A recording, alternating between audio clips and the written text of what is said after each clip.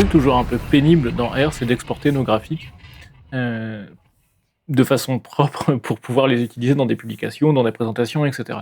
En général, on va utiliser plutôt les choses qui sont ici avec export. On va essayer de faire un save as image ou save as PDF ou de copier dans le presse-papier. Ça fait jamais vraiment ce qu'on veut. Je vais vous montrer comment avec le tidyverse, en fait, avec ggplot et patchwork, on verra ensemble pour ensuite pour assembler des graphes, on peut exporter nos graphiques de façon automatique, propre, etc. Donc comme d'habitude, j'utilise le tidyverse parce qu'on va utiliser ggplot. J'utilise Palmer Penguins qui contient, non pas des pingouins comme je vous disais avant, mais des manchots. Je m'en suis rendu compte bêtement en regardant ce qu'il y avait dans le tableau. C'est pas grave. Comme en anglais c'est penguins, mais non, c'est bien des manchots. Manchots à jugulaire, manchots à délit, etc. Bref. Donc, et puis la librairie Patchwork donc, qu'on va utiliser pour ensuite. Donc ce que je vous disais, c'est qu'on a notre... je vais te donner donc, ce qu'on voudrait faire ici, c'est faire un graphique où on va faire un geomepoint, donc un scatterplot avec en X la longueur du bec et en Y la masse corporelle, et puis on va colorer par espèce. Puis on va rajouter des labels d'axes, la façon dont on colorie, et puis on lui dit de passer un thème minimal, donc c'est-à-dire qu'on met en gros tout en blanc avec des lignes très fines, et notre graphique on l'enregistre dans P. Je vous rappelle que dans ggplot, en fait, ggplot il fabrique il génère en fait des objets R qui contiennent votre graphique, donc ça on peut travailler ensuite sur ces objets. Donc là, si j'affiche P, on voit j'ai bien mon scatterplot avec la longueur du bec, la masse corporelle, et puis coloré par espèce. D'ailleurs, on voit qu'on pourrait faire un beau clustering sur le dataset. Okay. La fonction pour exporter, de base, c'est ggsave. Si je fais ça, il met juste un message d'avis, en gros, mais c'est le même que celui qui a été généré par ggplot pour générer le graphique, c'est pas une erreur de la fonction de ggsave. Et il se passe plusieurs choses dans cette fonction. Déjà, je lui passe plot égale p. Donc ça, je lui dis en gros, sauvegarde-moi le graphique qui est contenu dans l'objet p, ici. Et ça, tu vas me l'enregistrer dans un fichier, dans une image qui s'appelle mongraphique.png. ggsave, ce qui se fait tout seul, c'est par rapport à l'extension que vous mettez là, il comprend quel format de fichier vous voulez générer, et si vous mettez .pdf, il génère un PDF, si vous mettez .png, il génère un PNG, etc. Si jamais vous mettiez rien ici pour plot égale p, de base, ggsave il vous sauvegardera le dernier graphique qui a été affiché ici. Donc c'est ça qui vous sauvera. Ensuite, on lui donne des paramètres, donc la largeur, la hauteur, et l'unité de la largeur et de la hauteur. Donc ici, on sait qu'on génère une image qui fait 18 cm de large, 12 cm de haut, avec une résolution DPI de 300.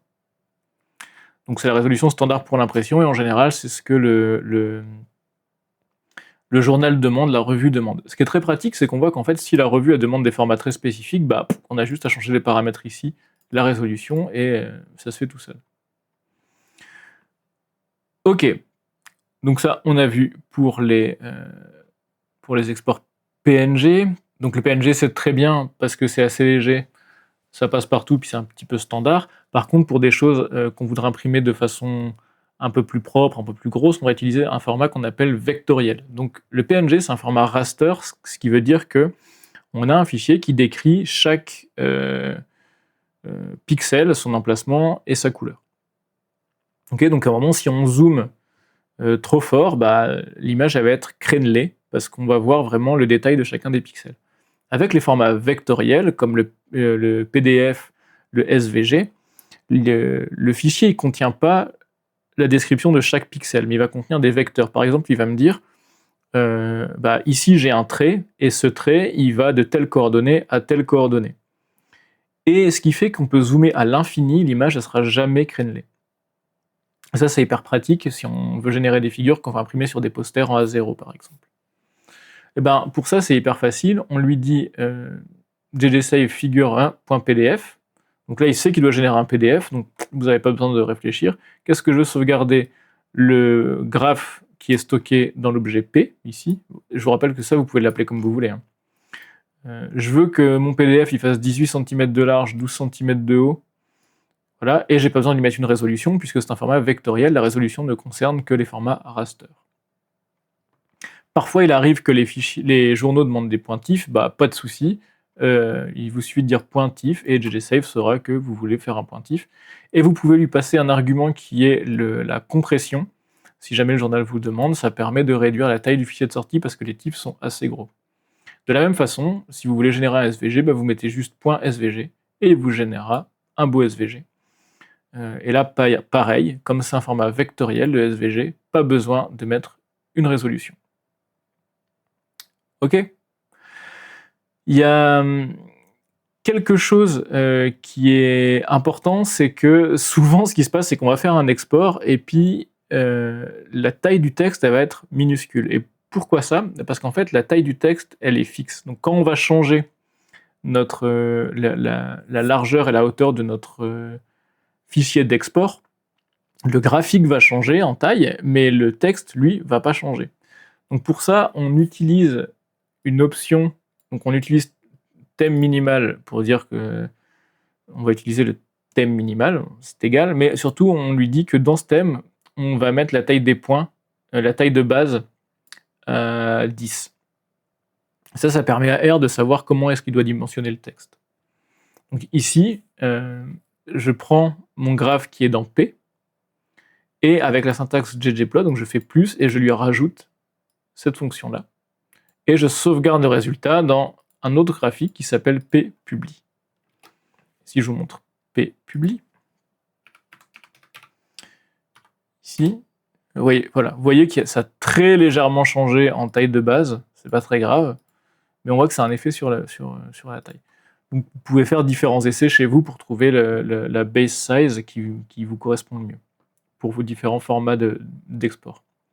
Il y a un autre problème qui peut arriver aussi avec les PNG, c'est que thème minimal, il a un fond blanc transparent en PNG. Ce qui veut dire que quand vous allez exporter votre PNG, suivant la visionneuse sur laquelle vous l'avez, suivant sur quoi vous le collez, vous allez peut-être avoir un fond tout noir. Ou alors vous allez voir, si le logiciel dans lequel vous copiez votre PNG gère les fonds transparents, vous allez voir l'arrière de ce qu'il y a sur le PNG. Enfin, l'arrière des objets qu'il y a derrière le PNG. Donc c'est pas forcément ce qu'on veut. Nous, on veut forcer, par exemple, que le fond du PNG il soit blanc au lieu d'être transparent. Donc ça, on va l'utiliser en passant l'argument thème ou thème minimal, si on est dans le thème minimal, mais on s'en fiche.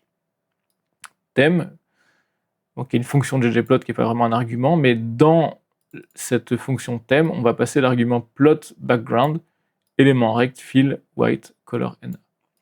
Donc ça, ce qu'on lui dit, c'est que donc color, c'est si jamais il y avait une couleur de bordure, et là on lui dit qu'en gros, le fond, c'est un rectangle qui est rempli de blanc. Et après, on passe les arguments habituels de dimension de notre fichier de sortie. Maintenant, un truc qui est vraiment méga cool, c'est la librairie Patchwork, parce qu'elle vous permet d'assembler différents graphiques ensemble. Admettons, ici, je fais un graphique P1 et un graphique P2 qui contiennent différentes choses. Donc, P1, il nous fait une distribution de la longueur du bec, ok, et P2, il nous fait une distribution de la body mass. Et maintenant, on voudrait faire générer une figure qui contient ces deux graphiques. Et bien, avec Patchwork, on peut coller ces deux graphiques ensemble.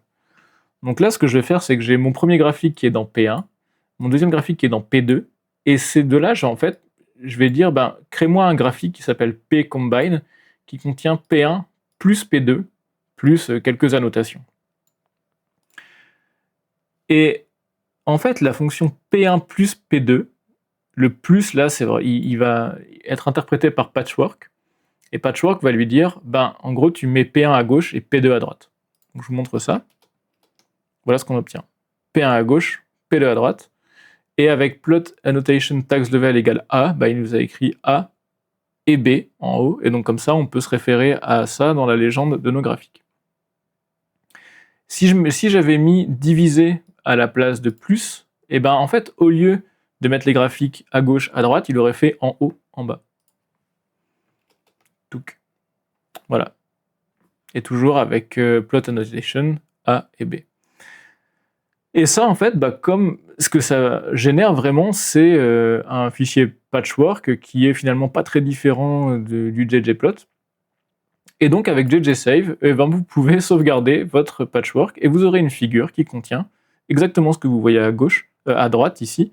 Donc, vous avez votre graphique avec plusieurs figures. Et vous pouvez combiner. Regardez la documentation de patchwork, c'est hyper intéressant. Vous aurez vraiment tout un tas de façons d'agencer vos graphiques de façon plus ou moins complexe, mais il y a vraiment de quoi faire, puis c'est vraiment assez simple à prendre en main. Donc voilà. Moi, la façon dont j'exporte mes graphiques, c'est toujours comme ça. C'est toujours avec un ggsave, mes dimensions, les unités. Ce que j'ai, moi, dans mes scripts pro que j'utilise pour des figures, c'est que j'ai une petite fonction, un petit wrapper qui contient tous les paramètres dont j'ai besoin pour ggsave et que j'appelle tout le temps. Donc comme ça, je sais que j'ai pas de surprise sur le format de sortie. Et surtout, ce qu'il faut jamais faire, c'est utiliser ces fonctions d'export-là, qui sont pratiques, mais qui permettent pas de générer vraiment ce qu'on veut en termes de dimension, de résolution, etc. Voilà. Si ça vous a dépanné, si ça vous a appris des trucs, n'hésitez pas à vous abonner, puis on se retrouve la semaine prochaine pour une nouvelle vidéo du labo.